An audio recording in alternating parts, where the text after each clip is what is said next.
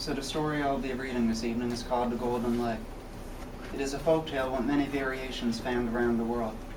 This version of the story is taken from an anthology book, aptly named after the story, The Golden Leg. The author of this book is named Dale Jarvis, a local Newfoundland storyteller. He serves as a guide to the haunted hikes here in St. John's.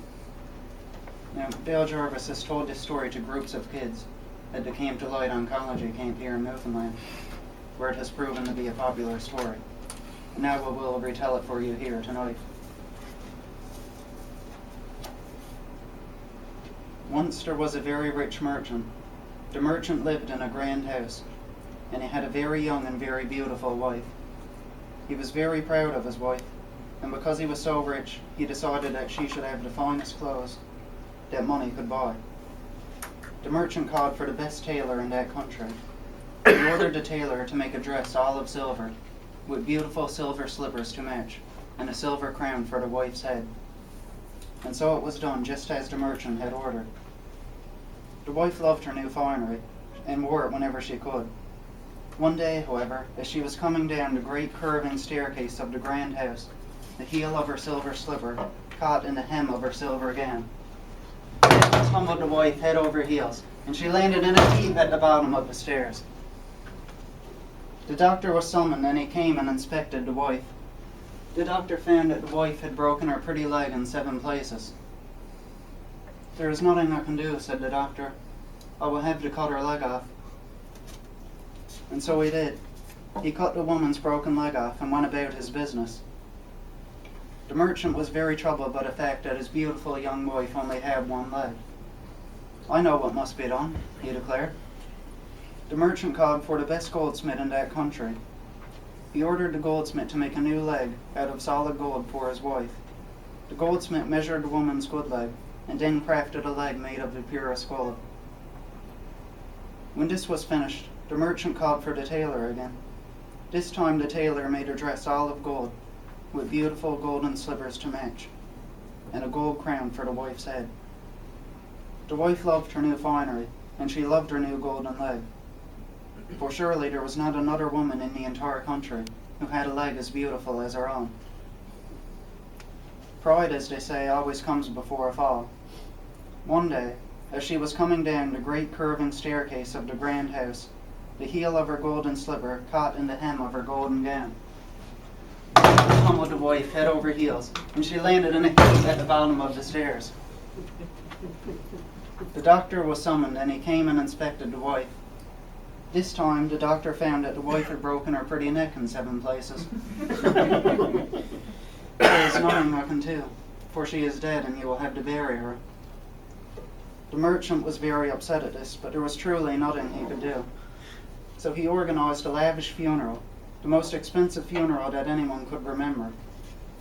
He ordered fine black mourning clothes for all his servants, and all the household went down to the churchyard to see the wife buried. The wife was placed in her coffin, wearing her golden gown, golden slippers, and her matching golden leg. The coffin was lowered down into the grave and covered up with earth. After the funeral, the merchant's butler stood in his little room at the top of the house, admiring himself in the mirror. The butler was a very vain young man. He stood in front of the mirror, admiring his fine black clothes with silver buttons up the front. "These are not the clothes of a servant," taught the butler. "These are the clothes of a gentleman." He began to think and plot about how he could find enough money to leave his life of service. But where was someone like him going to find enough gold to start a new life as a gentleman? As he thought on it, he remembered the golden leg that had been buried with his mistress, and a terrible idea came into his brain. Late that night, the butler took a shovel and crept off to the graveyard. He went to the fresh grave of his mistress and dug up the coffin. He pried open the lid, and there she was, resting in her golden dress. The butler reached down, took hold of the golden leg, and wrenched it from the body of his dead mistress. Quickly he reburied her body. Then, hiding the golden leg under his coat, he hurried home. He climbed back up to his little room at the top of the house. Once he was there, he pulled up one of the floorboards in the room, and there he hid the golden leg. The very next night, the gravedigger came to see the merchant. "Sir, your wife is calling out in the graveyard. You best go see what it is she wants." And so the merchant did. He went off to the graveyard and stood above his wife's grave. "My dear wife, what is it you want?" From underneath the surface of the earth came the voice of his dead wife. "My leg!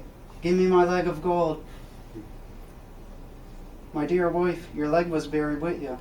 I was at your funeral, and I saw you in your coffin, wearing your golden leg." "My leg! Give me my leg of gold!"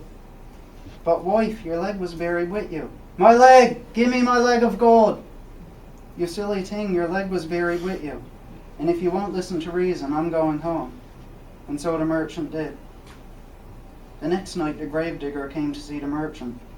"Sir, your wife is calling out in the graveyard, and she is calling out even louder than she did the night before."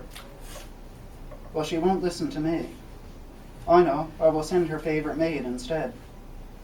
So the wife's favourite maid was called for, a young girl. "You must go see your mistress in the graveyard and ask her what it is she wants." The young girl was terrified, and at first she would not go.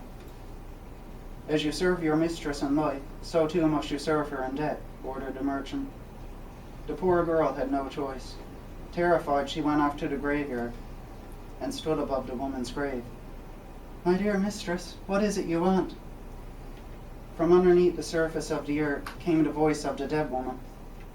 "My leg! Give me my leg of gold!" "My dear mistress, your leg was buried with you. I was at your funeral, and I saw you in your coffin, wearing your golden leg." "My leg! Give me my leg of gold!" "But mistress, your leg was buried with you." "My leg! Give me my leg of gold!" This was too much for the young girl. She burst into tears and ran all the way home, where she scurried into bed and hid under the covers till morning. The next night the gravedigger came to see the merchant. "Sir, your wife is calling out in the graveyard, and she is calling out even louder than she did the 2 nights before.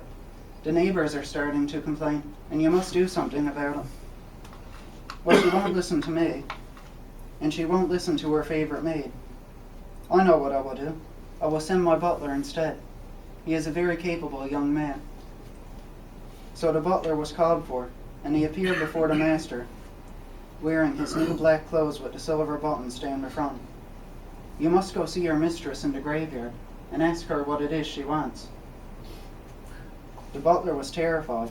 He knew exactly why the ghost was upset, and so he refused to go. The merchant grew angry at this. "As you serve your mistress in life, so too must you serve her in death." The butler had no choice. Terrified, he went off to the graveyard and stood above the woman's grave. "Mistress, what is it that you want?" From underneath the surface of the earth came the voice of the dead woman. "It is you I want!"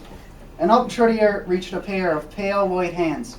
She grabbed the butler, dragged him down underground, and ate him up. Neither the butler nor the ghost were ever seen again.